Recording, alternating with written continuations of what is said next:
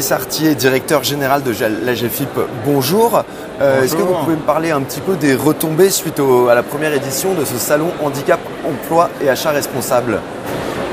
Sur le premier salon, c'est un salon d'envergure qui touche beaucoup d'entreprises, qui permet justement de sensibiliser sur le handicap et qui permet justement de prendre un temps, il y en a plusieurs dans l'année, mais celui-ci est important, de réfléchir à comment intégrer des personnes handicapées dans l'entreprise, comment pouvoir finalement recourir à des EA ou à des ESAT, qui est une modalité pour finalement favoriser l'emploi des personnes handicapées, comme le disait Madame Monchamp tout à l'heure.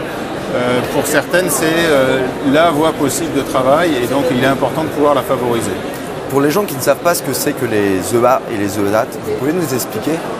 C'est les entreprises adaptées notamment, ou les entreprises de services d'aide par le travail, qui finalement sont spécialisées dans l'emploi de personnes handicapées et à qui d'ailleurs on donne des moyens pour y arriver et pour finalement on est dans le cadre d'entreprises qui ont mis un management, une organisation, des outils de travail spécialisés. Mais maintenant, on trouve ça dans beaucoup de secteurs et pas uniquement dans quelques secteurs tels que ça puisse développer sur le départ. D'accord. Sur cette deuxième édition du salon Handicap, Emploi et Achat Responsable, quelles sont un petit peu les perspectives que vous entrevoyez? Alors, nous, on était un peu, comme ça a été dit tout à l'heure, partenaire à demi-mot sur le premier et on l'est complètement sur le deuxième et on espère que ça va se renouveler comme ça puisque c'est un salon d'ampleur qui permet de sensibiliser, casser les préjugés sur le handicap dans l'entreprise et qui est évidemment aussi sur l'achat responsable, le recours aux ESAT comme on vient d'en parler, mais aussi sur l'emploi direct, c'est une nouveauté. Il y a aussi un axe sur les référents handicap au sein de l'entreprise à qui ça leur permet aussi que nous essayons de soutenir, qui leur permet de se retrouver et d'aller plus loin encore sur les politiques handicap. Donc c'est aujourd'hui un salon pour les entreprises de très grande ampleur où tout l'écosystème se retrouve. Donc on est évidemment partenaire, ça nous paraît tout à fait naturel. D'accord. Et justement, comment on peut aller encore plus loin, notamment dans l'accompagnement des entreprises françaises à intégrer les personnes en situation de handicap? Il y a beaucoup d'axes à développer. Améliorer l'accompagnement des entreprises vers l'emploi, améliorer la formation des personnes handicapées et notamment que les formations de droit commun qualifiantes soient vraiment accessibles aux personnes handicapées puisqu'elles ont souvent un besoin de formation pour pouvoir répondre aux besoins des entreprises. On a vu tout à l'heure un certain nombre d'entreprises qui disaient on a des difficultés de recrutement.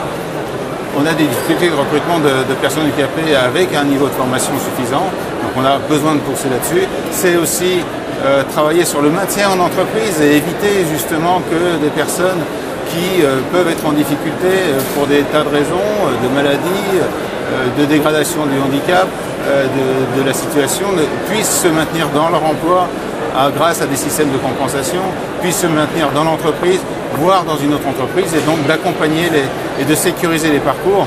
C'est, comme j'évoquais tout à l'heure, la formation, et c'est aussi sensibiliser l'ensemble des acteurs de l'entreprise pour justement permettre que les entreprises soient accueillantes et comprennent que le handicap, ce n'est pas un handicap finalement, mais aussi un levier de performance.